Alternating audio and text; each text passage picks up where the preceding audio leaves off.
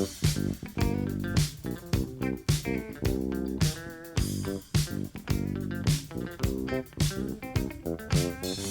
cookies. I love cookies. I love cookies. I love cookies. Welcome to Cookies, the world's most influential basketball podcast. It is a fabled night pod, Wednesday, January 21st. We're running a little late for reasons. How you feeling, buddy? Feeling okay, why do you ask? Yo, I got hit hard by, I didn't even know about flu A. I think we've talked about this, but I got hit like for 13 days in December, I think. Wait, you're telling me that I caught a little cold, couldn't pod for a little while. Meanwhile, I potted through it. I potted through it. I had that dog. Yeah, you didn't even know, but I was sick for 2 pods. See, that's the difference between Asians and white people. Even the tiger moms couldn't detect that you were potting through it. I had a temperature. I felt like doo-doo. But I hate knowing that I was here feeling great and you on the other line, doo-doo, straight poo. Yo, a lot of ibuprofen, as they say. Like, a lot of ibuprofen. That stuff is a miracle drug. Yeah, I had a rough couple days. I wasn't as sick as you. I wasn't straight due, like deuce or nor bride. But I drove upstate to my ancestral homeland, and immediately upon basically leaving Queens to cross over the water to head upstate, dab smack into the teeth of a 3-hour blizzard. I know you're not a driver, but man, that is a miserable experience, because you know you're embarking on this really long, annoying trip, and you're going like 15 miles an hour, and you're slipping and you're sliding. You're like, I have to drive faster in order to get there in a relative jiffy, but I'm now imperiling my life and that of others. It's a harrowing tale. Anyway, went up there, got sick, but I'm back, and I'm telling you, Andrew, wow, I might be like 80%. that's pretty good. I mean, there's players who played on like dislocated ankles. Shout out to Kristaps Porzingis, who contracted a strange illness as well and managed to maybe play a few minutes of a game in the postseason. Yeah, but with respect to KP, his Legionnaire's disease came back, and now he's back in the infirmary. Yeah, what does he have? He has, I mean, I don't want to poke fun at any of you sick boys, but damn, like, he is worth so much money every time he's on the court. There must be something serious going on if they can't even play him like every other game. Now it's an Achilles injury. Quote unquote Achilles, right? It's like, oh, so they say. Right. It's clearly malaria, right? So anyway, I'm back. Yeah. I'm imperfect, but that's not going to stop the pod from being perfect, because if I'm 80%, we're going to get 120% quo. Yeah, that's the Kobe Bryant mentality. And if I was writing the run of show, I would just write, that's a crazy show with no information, or maybe that was perfect with no other information. They call it vague writing, vague posting, vague podding, vague chatting. Are you familiar with this phenomenon of vague posting on Twitter? I'm going to say some things in this pod that some people probably won't like. Wow. Like that's what? I'm waiting. Oh, you were there with bated breath, and I got nothing. I have no follow-up on that. I got a really old friend who has very salacious opinions, but that's it. I mean, not unlike our former co-host, our beloved former co-host, would be like, that movie sucks. And we'd be like, oh, damn, can't wait for this. Why? And be like, you figure it out. That's your job. I'm like, that is an effective tactic. Congratulations on inventing Vaguepodding. Look, I've got some hard truths to say on this pod. That's it. Yeah. No, I'm not going to elaborate on them. But I really, Andrew, just so you know, I'm talking about someone someone that you are very familiar with. Wow. In 3 hours after this pod is wrapped and we know it's perfect, I'm just going to be like, I'm going to text you with the words, "This sucks." That's it. And just leave you on read for like 24 hours. This sucks. I'm going to text you straight doo-doo. Well, you did that to our chat the other day, which got me kind of heated because you were discussing my beloved Knicks. And you're like, losing against the Mavs at MSG. Interesting. I'm like, fuck this shit. I could sense your palpable irritation. I was like, oh, I'm just going to leave it there. That's good. And then in my mind, I said, topic for the next pod, vague posting. I was cooking up an Italian feast for my family, and that post comes in. I was celebrating my Martin Luther King Jr. Day, cooking up some meatballs, some pasta, some nice veggies, some broccoli with really thinly sliced, like, Italian movie garlic. And then you send that post, and I'm like, ooh, you just like poured bleach all over this feast. Yeah, just thought it was, I don't know, just something to pay attention to if you're, into hoops, just something to keep an eye on. It's intriguing. It's compelling to me. That's all. Right. By the way, Night Pod, Knicks are currently up 20 against the Brooklyn Nets. At this moment, temporarily avoiding a full Bing Bong Nation tailspin. We're going to get into more of that, obviously, later. That's a big NBA story of the day. But for now, I think Andrew's got something important to tell us. I'm looking at the run of show. I'm like, what do I you have? Got vague posted. You got vague potted. I always get vague potted. This is why it drives me crazy, because I'm always scrolling to find out what celebrity is going to get got. It's just like, ooh, they have it coming to them. And I'm like scrolling. I'm like, this is an Affleck? Is this like a singer that's been disgraced? I cannot figure it out. But it is a way to generate some attention, right? And like this has been going on since before the internet. Oh, for sure. I like when people drop, a close friend's story, like a night after like an event where maybe you've even seen them. It's like, some of you are a bunch of phonies. And you're like, oh, it could be me. I'm kind of a phony. Might be me. I'm super fraudulent, I suppose. Yeah. Which part are we talking about? Yeah, it's like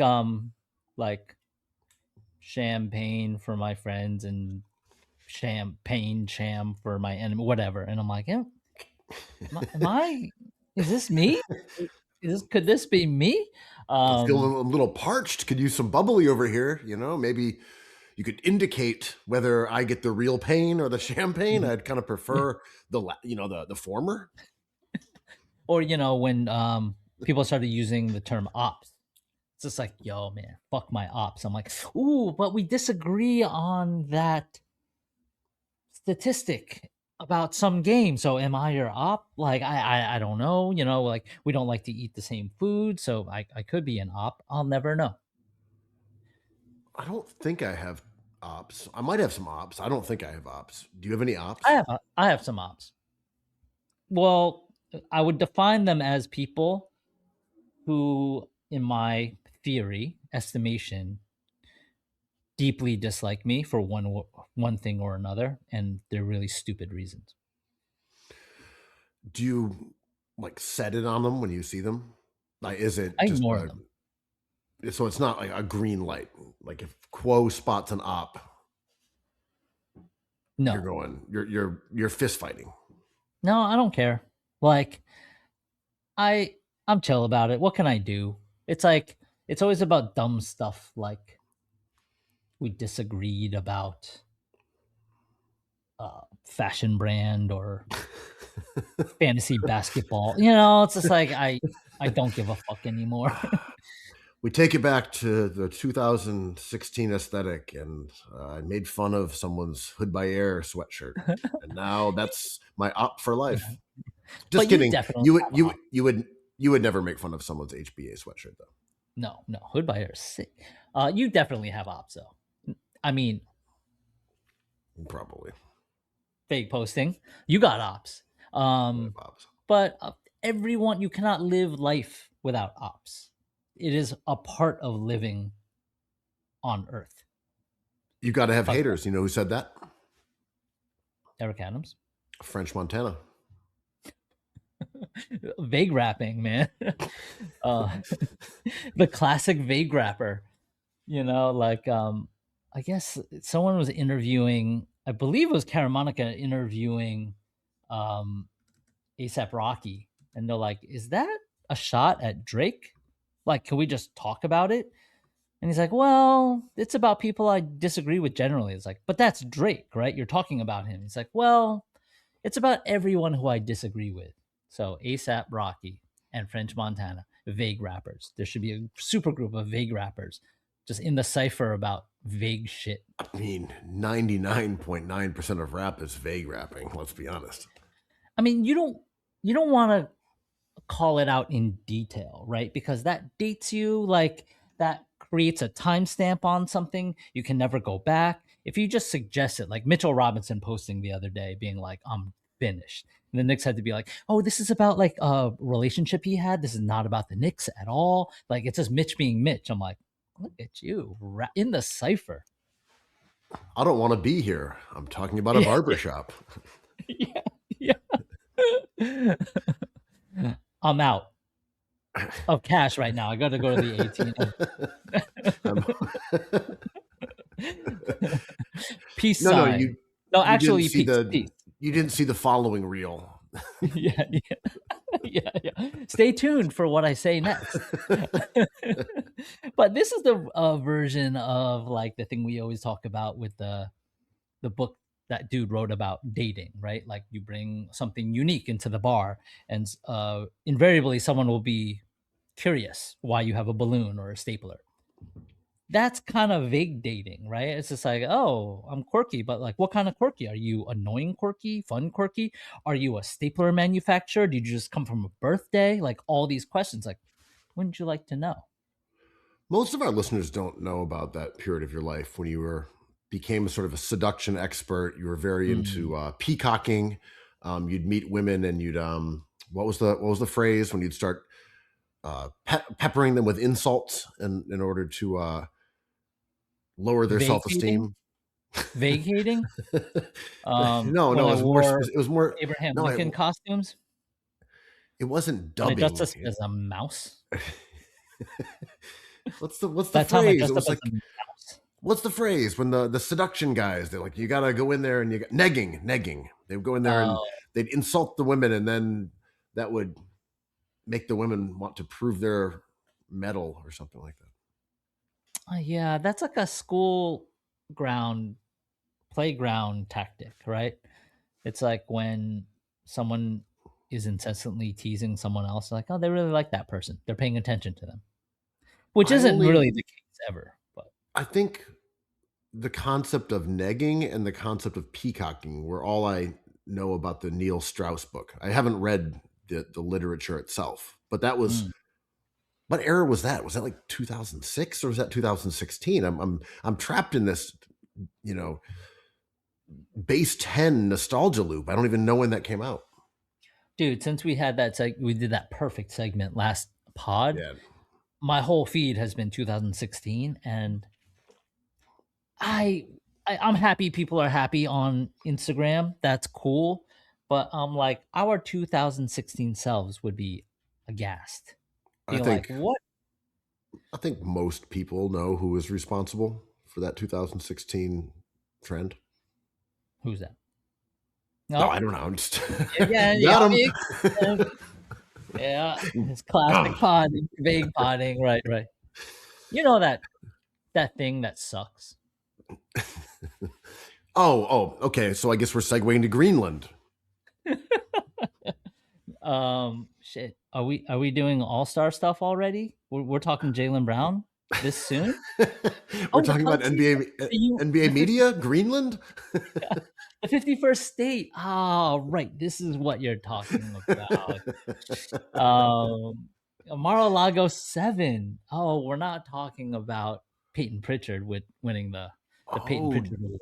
Jaylen Brown is going to be the mayor of Greenland. I understand. I got it. They're taking over. Also, by the way, before we go on to Greenland talk, because I know that's a big issue for our listeners, they really want to find out what's going to happen with Greenland. I just want to go back to that point about the vagueness of rap, right? Mhm. Like back in the day, it was the sucker MCs. Which ones? Oh, you know who I'm talking about. Sucker MCs. And then it became like the haters. Then it became the ops. There is no more. Oh, I mean, even if you're getting into like the ladies. Ladies. Remember there was the gay rapper? For like 10 years, people were talking about the gay rapper. And it was like, well, if you don't know, then you're just not down for hip hop culture. It's like, wait, who are you talking about? I'm so The confused. gay rapper. Yeah, it's the gay rapper. What is it? Keith Murray? Someone just say it's Keith Murray. That's my guess. Keith Murray. And that was kind of what was funny about the thing with Rocky was like, well, you're also dissing Drake? Like that ship has sort of sailed. I'm saying, but Rocky's. I know that album is, I guess, doing well, but he is so out of touch in a way that I find to be fascinating and delightful, because he was so clocked in. His whole, I mean, I don't want to do a Rocky segment, but like he was. Speak your ASAP Rocky truth. He was adjacent to somebody who had impeccable taste, famously yams, and without him, it's remarkable how much he didn't glean from his lifetime of hanging out with this man. Because, or maybe he's pulling a 180. Maybe he's just like, oh, you guys thought I would do something cool, but you know what's really cool? Doing something that's not cool. Well, he had that interview and he's like, the thing about me is that I have the best taste of anyone alive. I have the best taste in music and fashion and, I mean, literally everything, and art and everything creative. And I was like, well, I guess that's something you can say when you've, had 2 children with Rihanna and you're incredibly wealthy, and 3, and everyone just sees you and is like, this guy is really cool. He is. You can just, yeah. And I think Rocky, you will never make me dislike ASAP Rocky. I look at him like, what a handsome young man. This guy's cool. He's a success story. I don't really listen to him as a rapper, but when he came out, he was cool as hell. He was out there, purple swag with yams. Shout out to Jay Scott. Shout out to that whole crew. They were awesome. They were a great moment in time at this point, probably 12 years ago. And when I see him there talking about bloviating about his own impeccable taste, I'm like, maybe so, dude. Whatever. Cool. He's got like that alcohol spring in Mercer where he's like dressed up in green, looking at the bottle with sunglasses on, and it's okay. And the rollout for an album called Don't Be Dumb, I think, is like a tribute to Virgil, maybe, or Mr. Brainwash. All of these things, which is cool, but I'm trying to like figure out, I always talk about opposite world, like losing is winning, scientists are stupid, people who vote for Trump are smart. Like, I'm just trying to get used to up being down. I remember seeing that alcohol brand. Was it tequila that you said was it Spring and Mercer, you said? Mercer, I think it was Spring and Mercer. Prince and Mercer? Prince and Mercer? It was was something in Mercer. I see it all over my neighborhood. It's definitely old. The posters are yellowing. Maybe it's Spring? Because otherwise, it's like you're just talking about Finelli. I mean, is he? Is he talking about the Apple Store? No, but it would be funny if he was talking about the Apple Store. It's like, damn, that shit's been there forever. iPhone 1. Yeah, I don't know. I don't know how we got on this topic. but we nailed it. Vague potting is difficult, right? Because it just like rhythmically, it's just really difficult to. Yeah, we got to get back to specific potting. Yes. What were we talking? Greenland. Greenland. So, yeah. So, is it going to be the 31st NBA team? There were the rumors that this Greenland fiasco, where Trump was going to buy it or steal it by hook or by crook, we were going to add Greenland to our territories. Now, unclear what the context of that would be, if it would be a state or if it would just be like the Virgin Islands or something like that. There was one funny little anecdote that the last batch of islands that we purchased from Denmark actually included the group of islands of the Jeffrey Epstein fame. Little St. James was the last purchase in that group of islands that the U.S. made in whatever, like the early 1900s or something, from Denmark. So unclear how it would play out, but a lot of rumors that it was about the precious minerals and that these billionaires had already bought property and they were going to be harvesting the whatever precious minerals are. I got to be honest with you, Andrew, I don't know what precious minerals are. Titanium, bromine, I don't know. Talc. Computer chips. Hydrogen. My friend was going to investigate the minerals in Taipei. And after a while, whatever happened to that, because semiconductors and all this stuff, it's like, it's extremely boring and extremely complicated. I'm like, yeah, I believe it. Well, in other words, Trump it's not for the minerals. Trump is not being like, ooh, that's an interesting mineral, Is this about the calcium you have in these here hills? The magnesium deposits? The loads of look, no magnesium loads refused. Vitamin T for Trump. We got to get that island. I mean, okay, this is gonna sound crazy, and I don't mean to be a Rich Paul here, but Trump kind of has a point with Greenland, doesn't he? Like the America, the country of America, the United States of America, was purchased and conquered and acquired in so many different. The Louisiana Purchase, Alaska from the Russians, like that was not that long ago. Greenland is not enticing in the same way Alaska is for its natural resources. I don't know why Russia sold that. I'm sure I can find out if I Googled it. But Trump has a point, right? Like this country is a filthy country that buys, steals, and takes what it wants. I want Greenland. In 50 years, you won't even remember why and how I did it, but you got it. And it's just going to become a new normal. Well, right. It's funny, that sort of era of expansionism and consolidation. I guess the last time that really happened was probably post World War II, or post colonialism, where the West just sort of drew up the rest of the world. Like, all right, that looks fine. But you're right. Borders are shifting all the time. I mean, Hawaii is not happy to be not all Hawaiians are happy that they're Americans.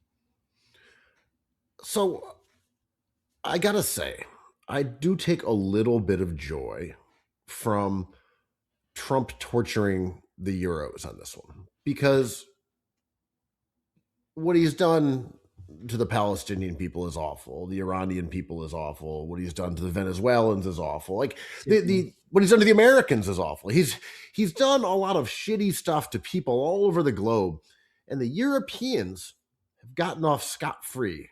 And meanwhile, they've just they've gotten off scot-free? Well, I mean, largely. Yeah. But they've sat there and kind of politely applauded Trump. They've come to his defense when it comes to his behavior with Israel, his behavior in Venezuela. Well, now it's time to pay the piper. I don't want to stop with Greenland. Let's take some good stuff. I want Saint-Tropez. I want southern France. You know what would go great there? A nice big Trump hotel, a Trump resort. Perhaps Jared can have some property there as well. Like the Riviera or the Alps. Alps are full of talc and magnesium by the load.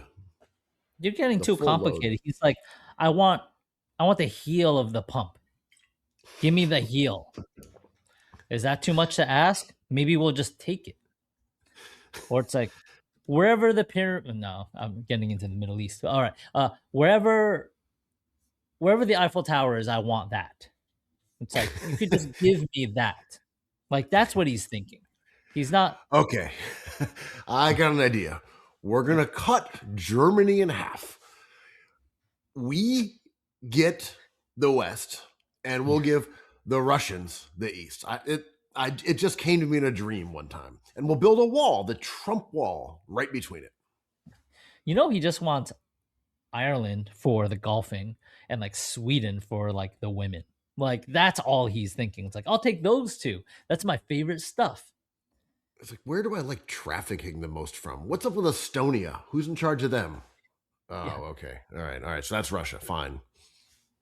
Yeah, can Macron get kidnapped and dumped in a holding cell in Brooklyn for once? See, Like, look, I don't like the outlaw recklessness, the abandonment of international law. And yet, much the same way that I wish that he kept his campaign promise of locking her up, I'm fine with us using our weird sonic death ray, incapacitating the French. were those French? Were like the fabled French badasses? the Curtis Lewa?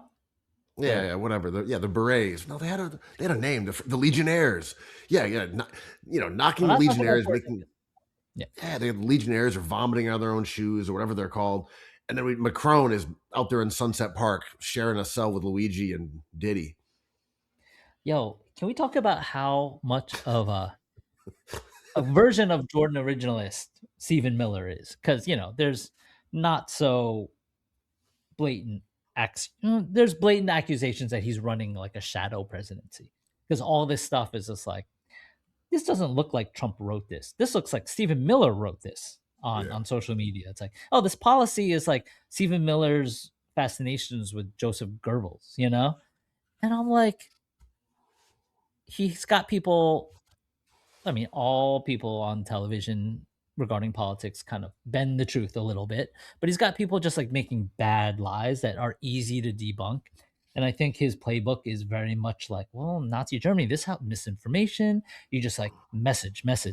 And I'm like, it's interesting because he's like showing up to a basketball game like Pete Maravich, like slow dribbling, short shorts. It was like, you ever watch that YouTube clip of some guy doing Tai Chi versus like an MMA fighter? And the guy doing Tai Chi is just like, oh, there's stuff you don't know. Like, you think you're so strong, the spirits are on my side, and gets his ass beat in like 3 seconds, And I'm like, I mean, Stephen Miller's the winner or loser, depending on your point of view, but he has political influence right now. But it strikes me as somebody who is like still listening to like vinyl records and like doesn't acknowledge the internet, even though he posts for Trump on Truth Social. Like, how is this gonna fly when it's not 1934 or something? Well, Stephen Miller read a damn book. Oh, he did. He definitely read a book. He likes his autobiography. He devoured that. That book is dog-eared at this point. He did not struggle reading that book. He knows that book word for word. Yeah, for sure. But that's like all he reads, right? It's just like your friend who just listens to the Talking Heads. I'm like, okay. And it's like, well, I hate everything that happened after the Talking Heads. I'm like, that's fine. It's like, we need to come back. One thing is, that. I mean, I'm obviously no fan of Trump, and I think everything he's done has been a disaster, and his approval ratings are indicative of how unpopular those things are. I would also say that if Stephen Miller hadn't been unleashing this like Gestapo across the country where abuelas are getting bagged up and thrown in vans and housewives are getting shot in the face and children are being abducted, Trump could sort of sit there and be like, well, there's currently a ceasefire. in Gaza, no matter how fraudulent it is. I got these tariffs, Donnie deals. We made some moves. I went and grabbed Maduro. I mean, however that's going to play out, at least in the short term, he can say mission accomplished. We yoked him up. We brought Maduro back. He's sitting in Brooklyn. And he might have like a decent approval rating. I'm just saying speculatively. Yeah. The Stephen Miller shit is revolting to everyone except for this little tiny fraction of society who's like, man, I love when like a woman gets shot in the face by a masked thug. That's kind of my dream for this country. I mean, there's Stephen Miller and like 10 of his cronies. Yeah, like Trump is a fascinating dude, right? Like there's been so many words used to describe Trump, someone like Trump or Kanye, where there's like no stone that hasn't been turned, but like remains fascinating. Like, I think he's a bad person, but he doesn't always show poor judgment, even though he is the dumbest businessman I've ever seen, right? Like, there to be able to quantify how he got to be president is a complicated discussion, and it is not genius. It is not luck either, right? And when he talks about, I guess when you like fire a machine gun, you're bound to hit the target once, you know? And sometimes like I listen to smart people talk about his policy, which I don't follow with a fine-tooth comb, and they're like, he's actually trying to lower the prices of your daily costs, but he just doesn't know how to do it, and he keeps on making mistakes. But he thinks this will work, and it just doesn't work. He's trying, right?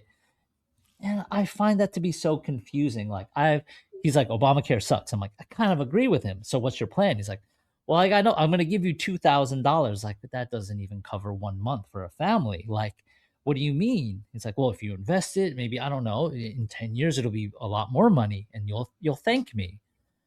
And it is like this narrow kind of visceral view that is fascinating, but a disaster to have as president of the United States.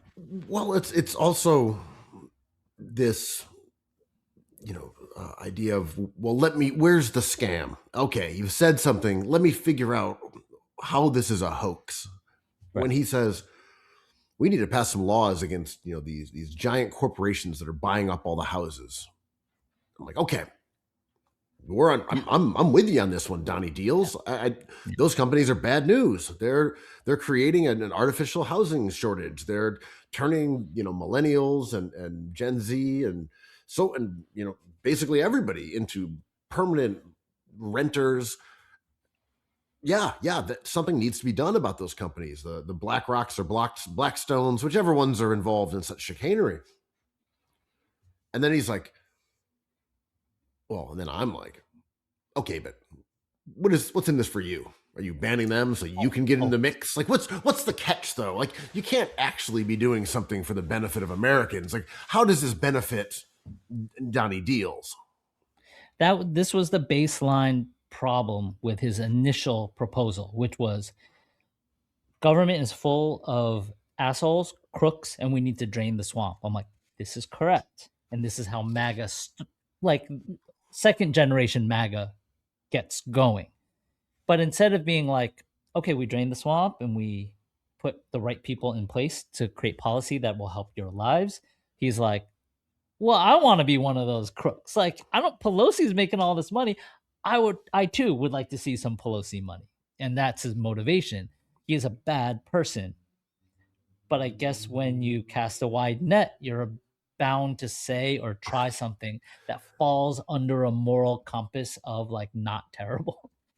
It's funny, from those Jeffrey Epstein emails, JEE vacations from that leak, when he talks about Trump and he describes him as pure evil. On one hand, you're like, shit, man, if Jeffrey Epstein, the child raping spy, is calling Donnie Trump pure evil, he must be really bad. But it also could be like, Donnie banned me from the spa. That guy is He's pure evil, vague man. emailing. Yeah, it's like he's a bad man. Yeah, And he definitely vague mailed that. Like, trust me, he's so evil. What did he do? I can't even use the hot tub at Mar-a-Lago anymore. yeah. It's like, Or oh, he's man, making beat me in snuff poker. films with children. I don't know. Oh, Could be anything. Jesus. I mean, it's like, I don't want to pull the New York card, but we've known him our whole lives. He was a New York scammer that we used to make fun of. The Apprentice was a joke. And then he appears on a national stage, and it's like, I mean, he was in Home Alone. He was a very famous person. But he appears under scrutiny in a national way. And people are just kind of getting to meet him. And we're like, oh, no.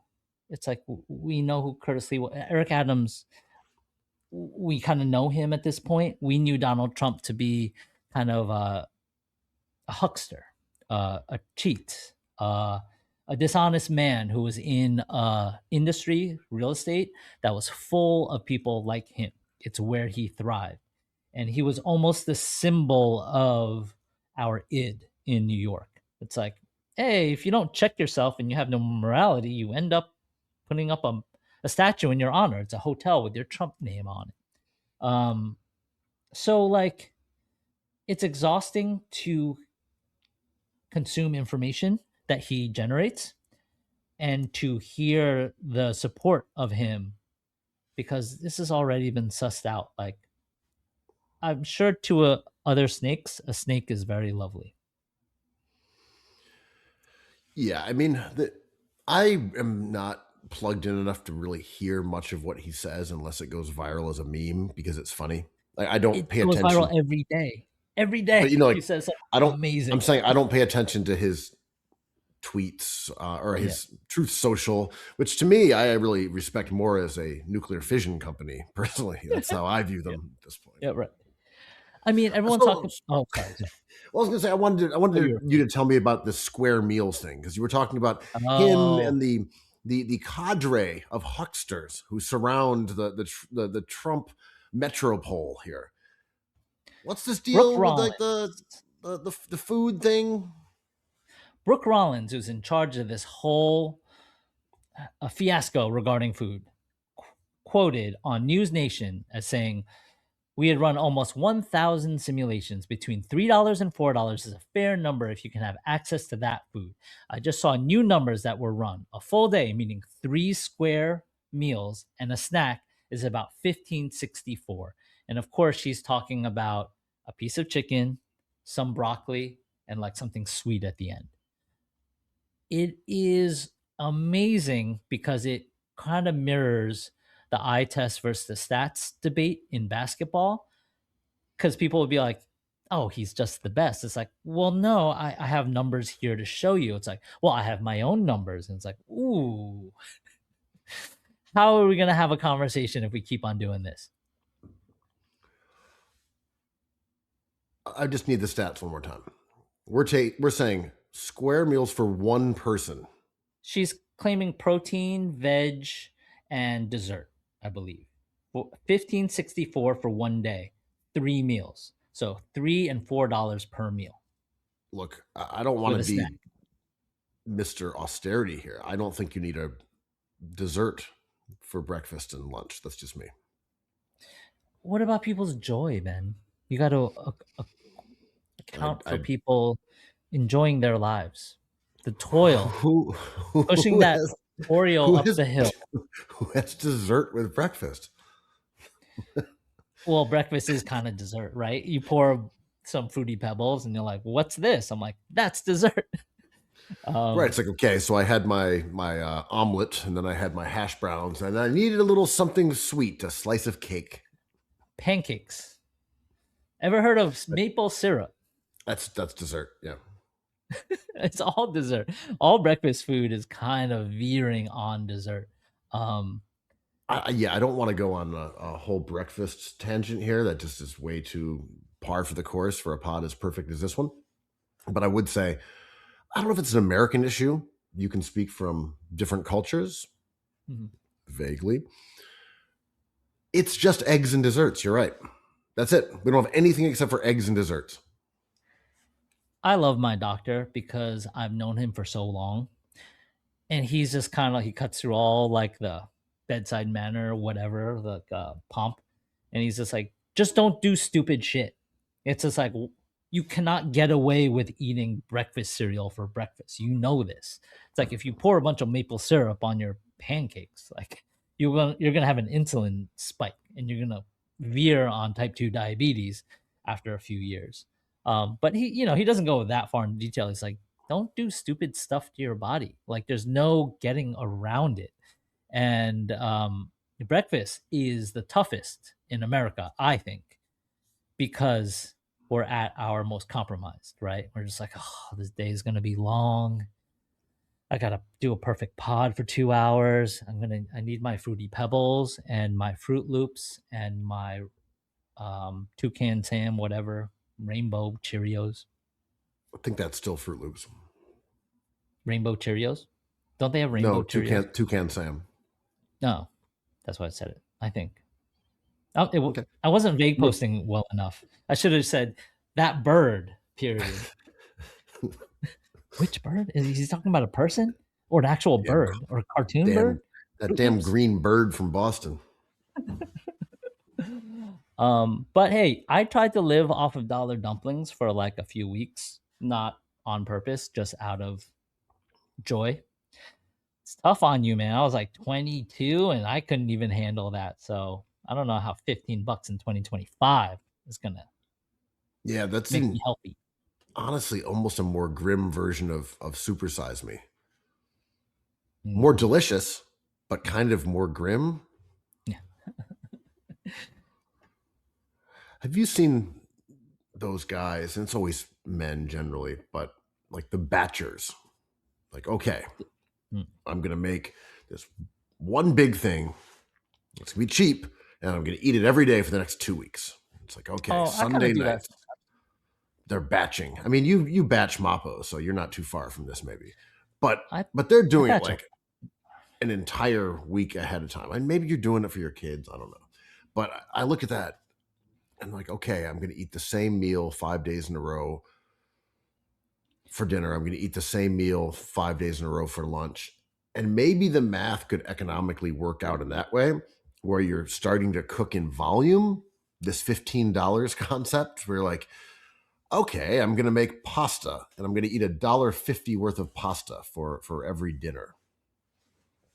I mean, there's two kinds of batchers, right? Like people who make foods, for example, I made a pho broth. It's really annoying to make a small pot of soup.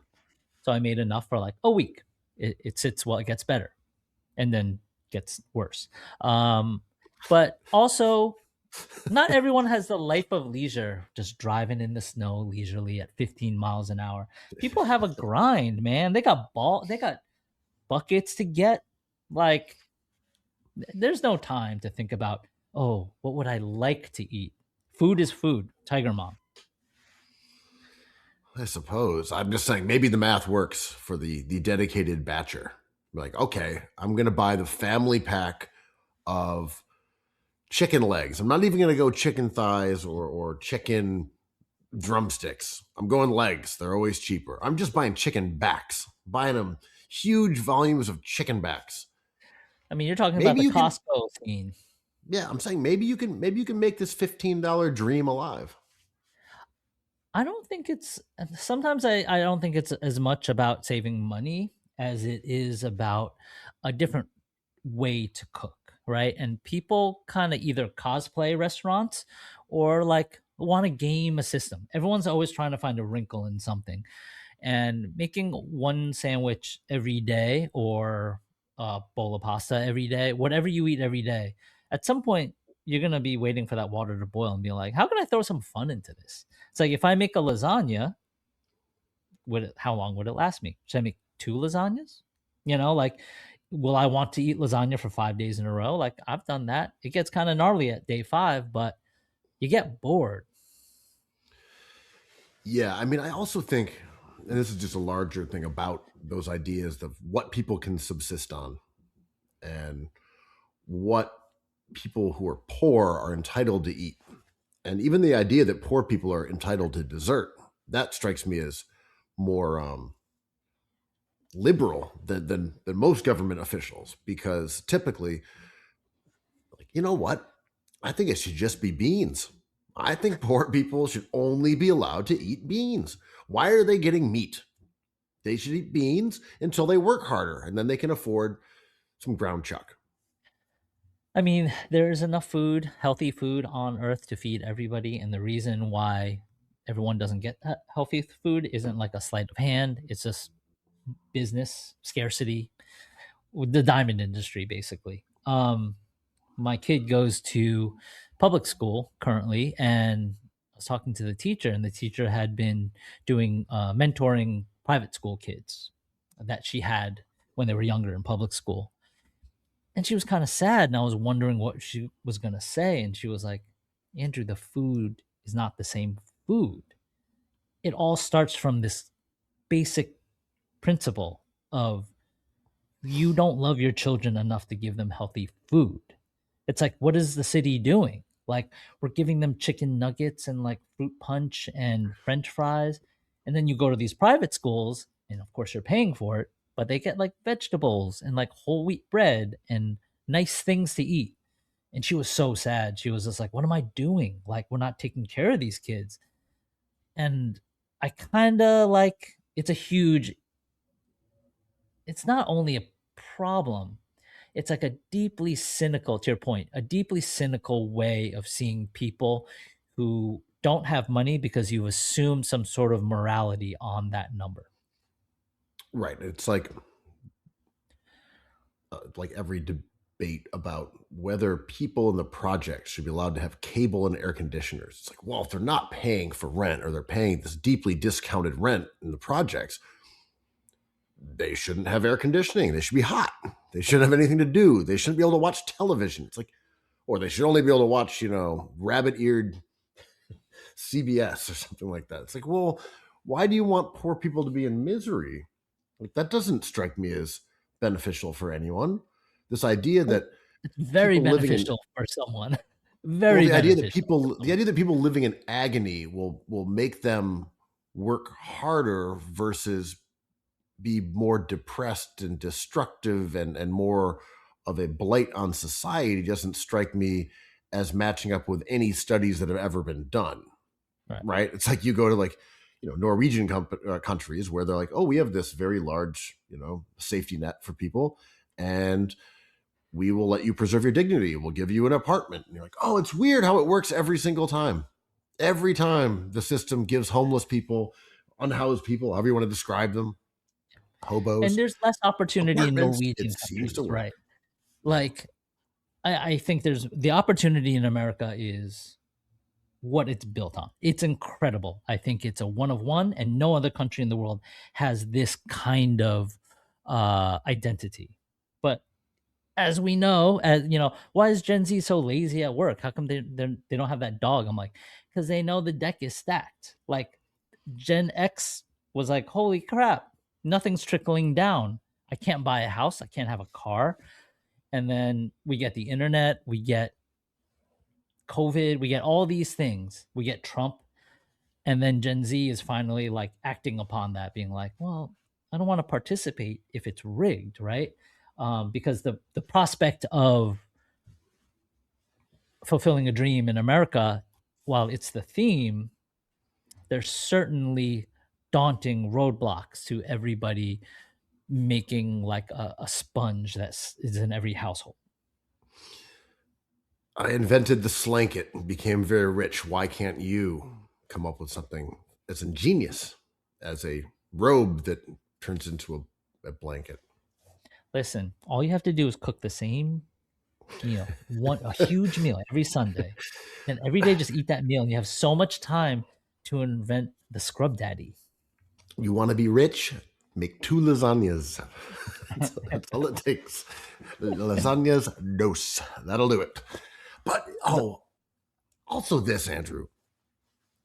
All these people like, yeah, let's take all the calcium loads from Greenland. Easy. Let's go over there and take all the minerals from Venezuela. Let's take their oil because might makes right, whatever helps us, we should do. Like America first. Let's get out there and pillage the world. And I'm like, yes, because Americans are so well taken care of. Yeah. Because look at all of our enormous homes and our health care and our education. It's like, yeah, it's true. We are imperialistic. We are brutal to those who are not Americans, but we treat our citizens like royalty. What are you rooting for, man? We treat our citizens like we treat the people that we exploit. Yeah. I mean, there's a large middle class that's getting squeezed in the last generation for sure. But it is a large middle class. It is a country that is, like, I always think about the Dodgers or like the Lakers or even the Celtics. It's like, even the Knicks, right? It's like there's a tax, and I'm not talking about the salary cap. There's a tax to being the one. And America couldn't operate under the same rules that like Switzerland does. Like it has just different things on the table. It's got a different population. It's got different issues. It's got different natural resources, all these things. And while I think Trump was right to say, like, drain the swamp just got bigger. Obviously, everyone can see this clearly. It's not even a take. But, like, all is not lost with America. Like, there's been a lot of chatter about his first year. What has happened and how that has affected our lives? It has, no doubt. But, like, it's a long, difficult conversation that requires a lot of, like, breathing. I also think we're talking about America as if it's static in some of its nature, and some of its nature is static, but it hasn't been like that, since say Citizens United, since Reagan, since Goldwater. I mean, we've seen this shift in a direction that was not the same as it was for its entirety. And I'm not here to talk about internment camps and slavery and all like the evils of America. Like that stuff happened, no doubt. But I'm talking specifically about like the way that we distribute our wealth through the American citizenry. And if you go back to like the Gilded Era, I think they said it was something like, I'm just gonna get all the math wrong, it was something like 4% of all the wealth was in like the possession of 0.000001 or something, whatever it was, this tiny fraction. And that's like quadrupled or tripled or something like that. But I'm saying it's just the point being that when you go back to like the Gilded Age of like the Rockefellers and the tyrants and the kings of industry, it's like 3 times worse now. Yeah, I mean, the internet did not help. The manufacturing of, or the cornering of wealth was made unique in this century. With the internet. Now with AI, whatever, crypto, whatever. God, I don't know why I was reading the menswear threads feed, but it popped up when I was doom scrolling Instagram. As a captain of industry, that's the kind of thing that you have to read. I mean, he's no dummy. I kind of enjoy. I mean, he's still like a resolute sparring partner on social media. That dude rarely misses. Shout out to Asians, but he wrote something earnest for once, and he was like emotional, sentimental, and he was like, "Yo, when I growing up, I used to think I would live in a city within walking distance to a used record shop, like a bar, a cafe, a bookstore." He's like, that just doesn't exist anymore. And not only is like, and I read it as like, not only is that dream difficult financially, those little pockets of joy have been eliminated by the wealth that doesn't see an opportunity to generate profits. And if you were a landlord, I can't remember, BlackRock is not the landlord we're talking about, but the other Blackstone, one, Blackstone, I believe, is was that the magician? I don't know. Was that like a grill that I can buy? Yeah, honestly, it's all the same shit. Yeah. Was it Most Def and Quali? Uh, but I think that like it the I always talk about this, like the hyper optimization of money is good when you're a businessman, but if someone just really likes a thing and it doesn't profit beyond that, it's kind of sad, right? Like I think there's no clear path back to that. It's changed, but yeah, I don't know. Well, yeah. I mean, this is something I've said on various perfect pods, but it's a shame that we keep rewarding the same kind of activities. We reward tech disruptors with incredible wealth. We reward hedge fund guys. We record robber barons and the captains of industry. It's like, well, it'd be cool if Celtics players. Celtics players, they get all the rewards. It'd be cool if English teachers also, the best English teachers. Yeah, a golden parachute to get, let go from PS39. That's 7.8 million for their social studies teacher. It'd be cool if there's a little more parity, much as the NBA is trying to do with like really good dog catcher. He's making like 27 million a year, but he's like extremely good. Like a Doberman is not getting out of his clutches. It's just not happening. Slowly you find like one of one people, like Stephen Levitt like quit media to do like a new school in Boston, LA, and Texas, I think, or Arizona. It happens occasionally. Like I've been trying to figure out the moral compass of basketball GMs, businessmen, artists, everything. And I always joke about being a sports nihilist, but I'm very much not a sports nihilist. But I also don't believe in like a sports god, and everything kind of like something has to have meaning along the way, but nothing is like spontaneous. Um, so it's hard to consume all this information about what I should or shouldn't be eating 3 times a day and how I'm frivolous for buying 2 orders of dumplings in one sitting and a Coke. But the thing that you mentioned about bootstraps and lunch pails is morality attached to basic numbers and statistics that is cynical. I mean, we see this in basketball as well, right? A team wins, you say they did this the right way. They built correctly. Sam Hinkie did not lead to the Sixers winning a title, therefore he did it wrong. Sam Presti led to a championship, therefore he did it correctly. And one was virtuous, Sam Presti, or at least knew how to work the system. The other one was a cheater who was drummed out of the NBA.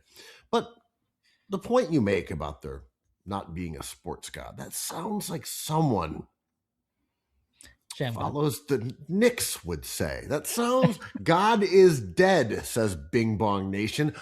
It's a full-fledged meltdown. The results of tonight's game, notwithstanding, which is still ongoing, we don't know what's happening in that game. We're not going to spoil the result of that. Other than no the Knicks spoilers, are up by, all right, okay. All right, Knicks are up by 50. I think we can safely by 5-0. Yeah, 48. Yes. So we're going to say they were able to beat those the ibuprofen tough, hard scrabbled Nets. But yes, it is a full-fledged Bing Bong meltdown. Andrew, tell us what's going on. I wish those 4-3 Villanova guys would pray harder, man. We need more God in MSG. We need some the preacher, the Brunson sorcery at the end. He needs to turn water into wine. Last week I said it was about the doldrums, and I think every season has its ups and downs. There's fatigue, there's physical and mental fatigue, but this is a mechanical one, right? In the off season, they tried out Brogdon for a kind of active, bigger ball handler to help Brunson, because offenses have been playing downhill on the Knicks for longer than a year. They can start their actions pretty easily, and there's some weeds to get through in the wings. But at the point of attack in the beginning of actions. At the end, near the rim, the Knicks are weak. And we knew this. And they tried to fill the gaps with Clarkson, Yabu. Like, that's not going to help. And that didn't help. So Brunson is kind of hurt. They have lost a bunch of games when he was healthy, even. It is not a cat problem. It is just something that has to be tweaked in the margins. I want to talk a little bit about their bench, what you're referring to, before we talk about Cat, because that's a different conversation. And to me, I think it'll get interesting. You see what I'm doing there? It's Vaguepodding. But the point you were making before about the Knicks bench. So just to make sure we have the bookkeeping here, they lost 9 of 11, including 4 in a row, prior to this drubbing of the crosstown Nets. So here's one thing that jumps out to me about the Nets. Excuse me, about the Knicks. Nothing jumps out to me about the Nets. About the Knicks.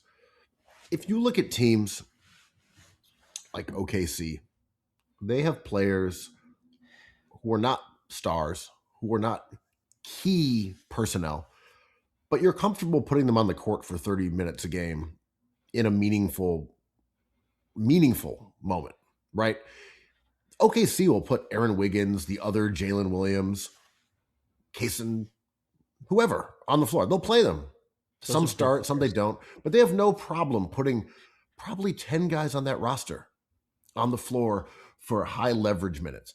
You look at Detroit, they'll trot Paul Reed out there for 25 minutes and they're okay with it. They'll live with Paul Reed out there. They'll live with, what's his name? Javon, whatever his name is, the other guy. Cavs, Merrill, Tyson, they have a bunch of guys. They are comfortable bringing those out. I look at that Knicks bench.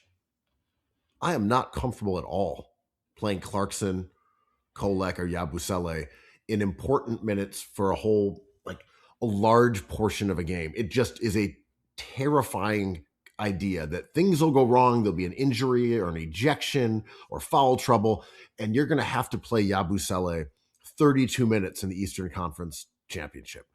That doesn't work. It doesn't work. And if Josh Hart gets hurt, if Brunson misses 3 games, if Mitchell Robinson can't play more than a third of his games, like, you're going to run into a situation where you want a Malcolm Brogdon.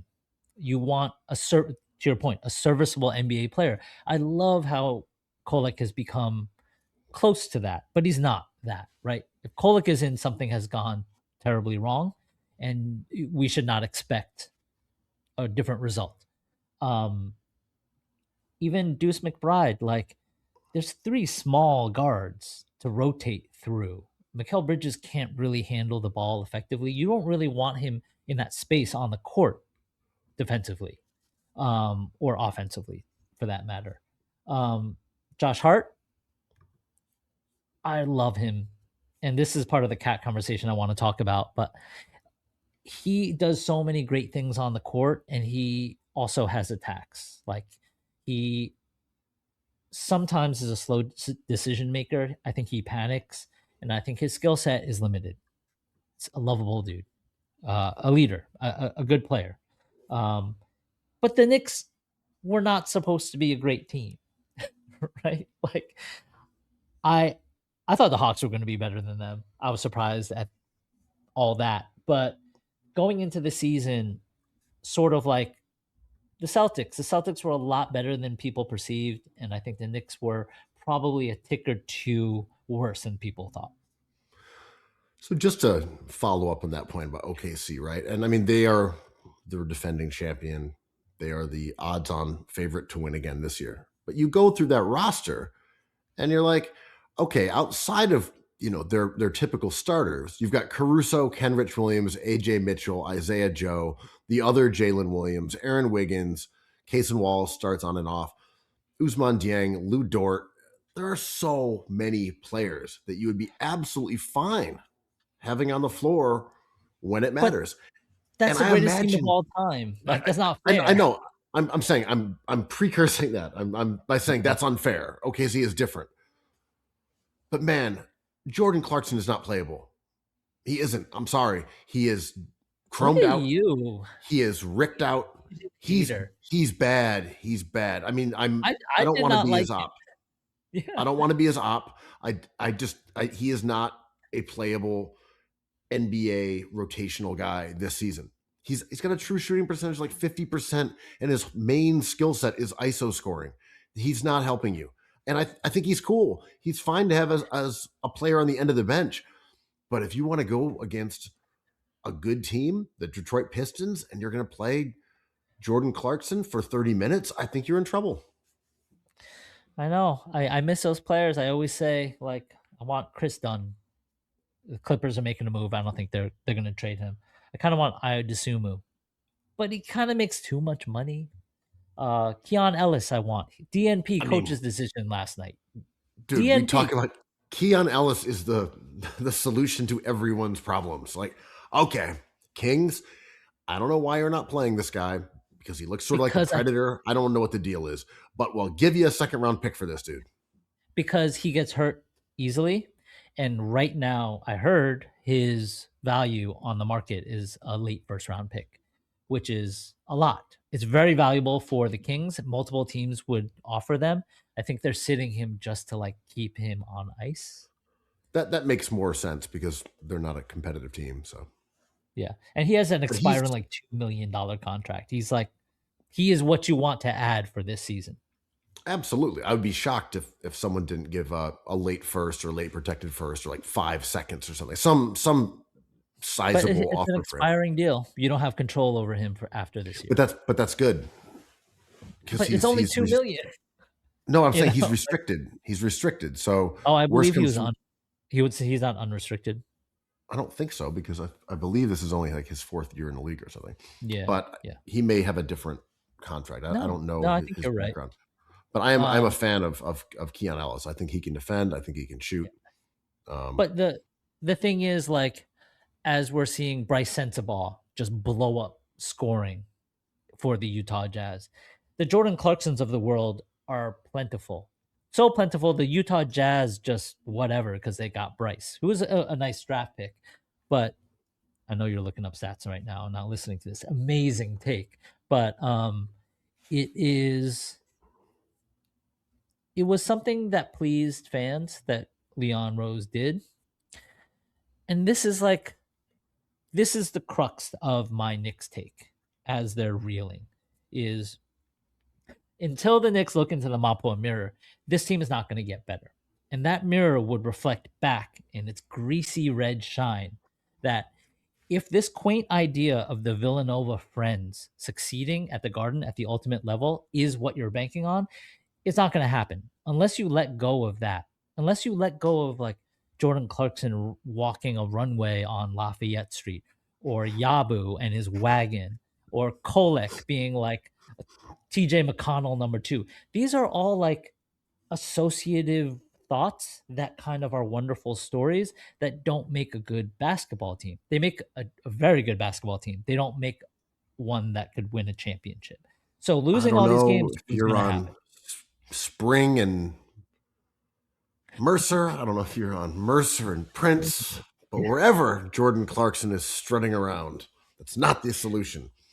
It's like everyone loves this guy. He's a fit lord. I'm like, okay, but now we have no backup guard play. Like we need a playmaker. McBride is not a playmaker. Kolek is not an NBA rotation guy quite. So like, so in order to make this team better, if the goal is to win a championship, and I say that facetiously kind of because I think Dolan is happy having a team that people enjoy. So far, why would you give up all those picks for Mikal if you weren't going to go for the good story? But if they want to win a championship, they got to trade Josh Hart. I also don't think they would have fired Thibs if winning a championship wasn't, a serious goal. If they were content to do the friends thing, they probably wouldn't have traded for Karl Anthony Towns. I'm just saying, I think that would be the counterpoint to this idea of we did it. We reunited the Villanova Catholics and they're going to be the greatest story in the NBA.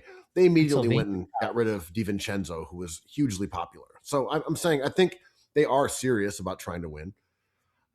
But I also agree with you that last year's moves, even though I do like Yabusele, we talked about this on Twitter a little bit. Yabusele is not a good fit for what the Knicks want him to do. Yeah, he's still a He good was a player, good though. he was a good fit for a brazenly tanking Sixers team who needed someone who could play small ball 5 with Maxey, because Maxey is only really capable of running a pick and pop.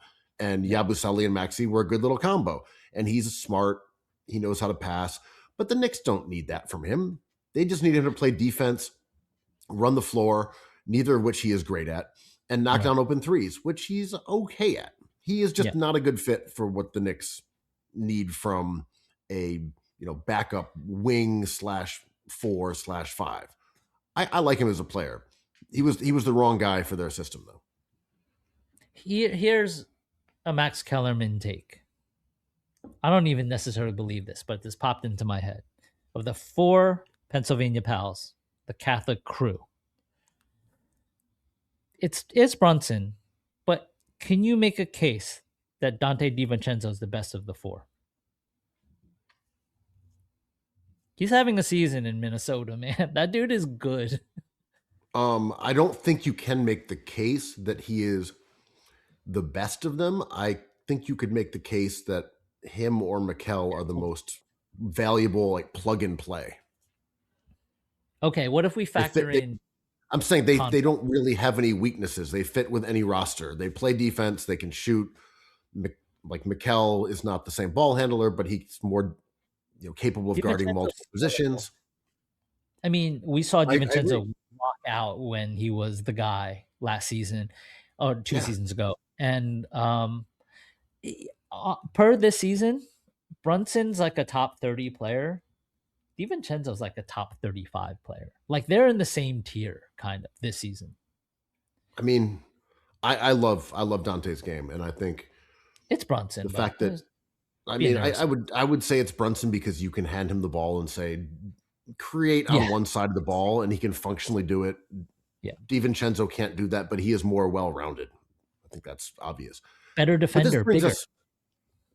Absolutely. Good defender. But I think this also brings us to a topic that needs to be discussed. The war against Big Purr. Knicks fans are going after Cat, just as we knew they would. Dude, every time the name Patrick Ewing gets uttered, I'm on the verge of tears, right? And that has to be, I think, taken into account when we watch Knicks fans turn on Julius Randle, Karl Anthony Towns, who are mortal players, Hall of Fame players, probably, definitely. But the New York big man has been kind of a cultural flower and thorn on this team. And the disappointment of Ewing, the passing through of Dikembe Mutombo, whoever, Amari Stoudemire, Karl Anthony Towns, Julius Randle. Knicks fans are crying in pain, man. This is not about Cat. They're emoting about a larger thing. Because Cat, obviously, I think, or maybe not obviously, I think he's being misused. He should have more action set for him. He needs to take more shots. He is a Hall of Fame player in his prime. Setting aside Cat being a target for his zestiness, his Dominicanness, his funny voice, I think the perception of him... Right. Of him being soft is still based on the same kind of stigma that plagued Dirk Nowitzki earlier in his career. That he was a 7-footer who was shooting jumpers. He's soft. Right. And the same reason Kevin Durant didn't want to be known as 7 feet tall. And the same reason Kevin Garnett studiously kept his toes on the 3-point line to make sure they were only long twos so he wouldn't get characterized as a 3-point shooter. Also, there are these, and he was. But there are these things set in stone that were going to make Cat the scapegoat if things went wrong. And in some ways, that's also a product of how beloved Brunson is. These other guys are there to betray them, or excuse me, to betray Knicks fans, but also to betray Jalen Brunson. Like Josh Hart is there being a spotty shooter like he has been his entire career to betray Jalen Brunson. Mikal Bridges is too goofy and can't pass and takes dumb shots, which will betray Brunson. Mitch Robinson can't shoot free throws. Ultimately, there to betray Jalen Brunson. Right. Yeah, this is politics. Like it's the God Squad, right? And we believe in Brunson, and everyone is at the table. And who will betray him, right? Who will famously betray him? Where we heard this story? Yeah, just imagining all the Knicks, and it's just Karl Anthony Towns hulking, lumbering, whispering to the Romans. But I think like Karl Anthony Towns is a wonderful player. He has had a bad run, right? Like he's had some bad games. He has had bad games in Minnesota and all that. He's still the best Knicks player. I believe Brunson had an injury, but Cat, I believe, was ranked around him in the MVP ladder when he was on there. The turning on him rings familiar in the Julius Randle talk. That Julius Randle talk was never quite resolved because they were vague hating. I was always waiting for an explanation beyond something moralistic or religious. I was waiting for he doesn't have court vision. This is the amount of seconds it takes for him to create a hypothetical point, like any of that. But it was just his dog. In Minnesota, he's probably going to be an all-star again. He's having the second best season of his career after his great Knicks season. He's a good player. He's going to go down as one of the better bigs of this whole era. He's going to make 3 all-NBA teams, perhaps. A bunch of all-star games. The way the Knicks scapegoated him was a way to cry out in pain. And you cannot scapegoat Brunson because he is a part of that DNA that is so painful. That's a nice way of putting it. I mean, genuinely, I look at the way that Randle was treated by Knicks fans, and that really bothered me. I think you made a great point. And you said, this is the best version of Randle you could possibly get, and you're unhappy with it. When you signed him, there was no inkling that this was going to be a 2-time All-NBA player. He came and was the best possible version of himself. And people said, you know what? We want you to be a different player. We want you to be a better version than the best version of yourself. Okay, man. And I feel like that's what's happening with Cat. And there is justifiable criticism, right? Because this is a guy who shot over 40% 8 years in a row, or 8-year average, whatever. Lethal, elite, greatest big man shooter of all time. And he's shooting like 35% from 3 this year. That's wonky. He is, yeah. And I'm not blaming him for that. I'm saying it is worth acknowledging that he is having a down year shooting the ball, which is having a trickle-down effect and taking him from being this like uber hyper efficient scorer, one of the greatest in the game, to being just good. And that is a different player than the one he was in Minnesota. And we can talk about why that is occurring, how he's being used. I'm only saying that, like, if he was dropping 27 a game with Mondo efficiency, it would be easier to say, hey, call off your dogs. This guy rules. What are you talking about? Take it out on someone else. He's just also having a bad year shooting from deep. And it's not like it's his fault. He's not chucking up lefty blindfold heaves from the logo and just, dude, stop taking these ridiculous shots, these circus. No, he's just a bit off. But I mean, let me give you an example. Just got a text from my cousin. Cat needs Hart to take him under his wing, and every fucking time he falls down, Josh grabs him and says, "Get the fuck up, dog. Let's fucking go. This guy needs a tough brother. Otherwise, trade the fucker." This is what I'm getting from my family members. Oh yeah. Well, he's getting the Ben Simmons treatment where now fans are picking moments where he's like falling down and not getting back on D, arguing a little too much. Classic soccer stuff, Man United stuff. I don't know. Luka Doncic's famous for this. Also gets dogged for this sometimes. But it is not good. While it's not good, I don't think any of that helped the team create a good defensive hold on the other end. But it's like a tax of an NBA game. Too much at the inopportune time is bad. I'm not saying it's good, but to focus on that is a misdirection. It's the morality play of being ungrateful, not working hard enough, or committing a sin based off a sports sin based off of your 10 commandments. And in reality, Karl Anthony Towns is just like an awesome player who's slumping, and the coach needs to figure out how to use him better, and his teammates need to figure out how to make the game easier for him. Michael Jordan had a super team. LeBron James has had super teams and some not super teams. Kobe Bryant, super teams. The refs calling, like David Stern, making him just win games out of sheer commissioner will. Karl Anthony Towns can only do so much, man. Like, if he was Nikola Jokic, you wouldn't have had him for Dante DiVincenzo and Julius Randle, a player you hated. Well, there is the basketball conversation about Cat. Hey, man, he's kind of off from deep. Figure out ways to get him better shots, get him back into his comfort zone. This guy could easily shoot 50% for the rest of the year from three. I mean, he's that good of a shooter. He has the track record to indicate this. He's one of the greatest big shooters in the history of the sport, Yeah. Proven. That's just a fact. So there's that basketball conversation.